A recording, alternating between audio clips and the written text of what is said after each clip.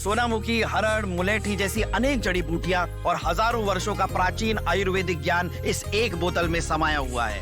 कायम टैबलेट, आपकी खुशियों का साथी। सुप्रीम कोर्ट ने अपने जजमेंट में दो बातें की जो लोग छुपा रहे हैं। उन्होंने कहा अरावली पहाड़ी और अरावली रेंज क्या होती, मतलब कोई भी पर्वत श्रृंखला ऐसी ईंट की दीवार की तरह खड़ी नहीं होती। एक पहाड़ी जो 100 मीटर की है और दूसरी पहाड़ी जो है उसके बीच में जो आधा किलोमीटर का क्षेत्र है, कितना, आधा किलोमीटर 500, उसमें जमीन है वो भी संरक्षित ना, वो भी अरावली रेंज कहलाएगा। तो फिर भ्रम हुआ कहां पे? सुप्रीम कोर्ट ने अपने जजमेंट में दो बातें कही जो लोग छुपा रहे हैं। पहला, सबसे पहले पैराग्राफ जो है उसमें उन्होंने मिनिस्ट्री ऑफ एनवायरनमेंट फॉरेस्ट के ग्रीन अरावली वॉल मूवमेंट को अप्रिशिएट किया। दूसरा, उन्होंने कहा अरावली पहाड़ी और अरावली रेंज क्या होगी। तो दुनिया भर में जियोलॉजी की जो वैज्ञानिक जो जियोलॉजी में काम करते हैं, भूविज्ञान भू सर्वे विज्ञान में काम करते हैं, तो वहां एक स्टैंडर्ड डेफिनेशन रिचर्ड मार्फी की मानी जाती है कि जो 100 मीटर की ऊंची पहाड़ी होती है उसको पर्वत माना जाता है।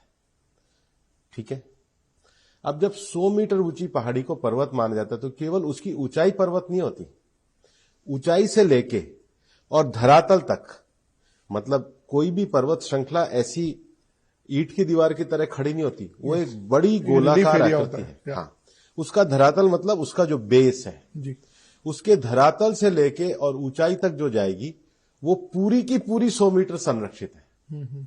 एक जो भ्रम फैला रहे हैं कि केवल ऊंची पहाड़ियों, उसके साथ में पड़ने वाली उसके धरातल में जो छोटी पहाड़ियां जो स्ट्रक्चर है वो सारा संरक्षित है। फिर एक पहाड़ी जो 100 मीटर की है और दूसरी पहाड़ी जो है उसके बीच में जो आधा किलोमीटर का क्षेत्र है, कितना, आधा किलोमीटर 500, उसमें जमीन है वो भी संरक्षित में आएगा, वो भी अरावली रेंज कहलाएगा। तो फिर भ्रम हुआ कहां पे? अब सुनो ना, तो 90% तो भाग संरक्षित है। दूसरा, अरावली में बहुत बड़ी संख्या में प्रोटेक्टेड फॉरेस्ट है, रिजर्व फॉरेस्ट है, वो भी पूरा इसमें संरक्षित है। फिर जो इको सेंसिटिव जोन है उसका जो 1 किलोमीटर का एरिया है वो भी संरक्षित है। इवन जो ड्राफ्ट इको जोन है उसमें भी सुप्रीम कोर्ट के रेगुलेशन के हिसाब से संरक्षण है। और इसके अलावा अरावली के क्षेत्र में बहुत सारी झीलें भी हैं और कुछ झीलें ऐसी हैं जो हमारी रामसर साइट्स भी है। अब जैसे गुड़गांव में सुल्तानपुर की झील है, अलवर में सरिस्का की झील है, उदयपुर को रामसर साइट्स में पूरा लेक सिटी ही बनाया गया, उसके भी 500 मीटर तक के एरिया जो है संरक्षित क्षेत्र में है।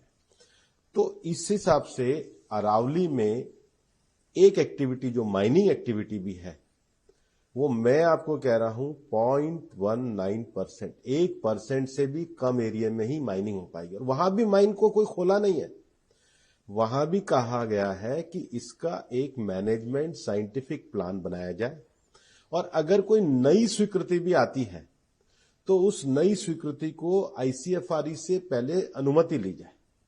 तो ये प्रोसेस को स्ट्रिक्ट किया। अरावली की जो मेन समस्या है वो अवैध खनन की है।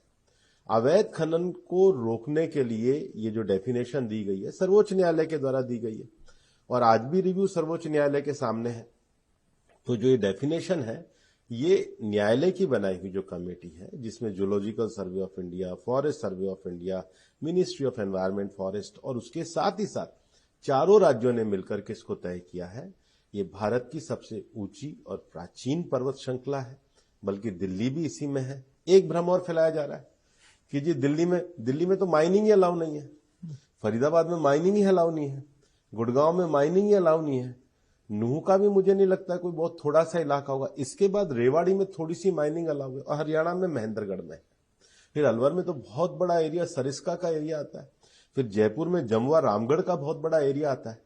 अजमेर में भी अगर आप आगे जाओगे तो अजमेर में भी जो झील है, मतलब पुष्कर झील है, आना सागर झील है, फाई सागर झील है, सांबर लेक है।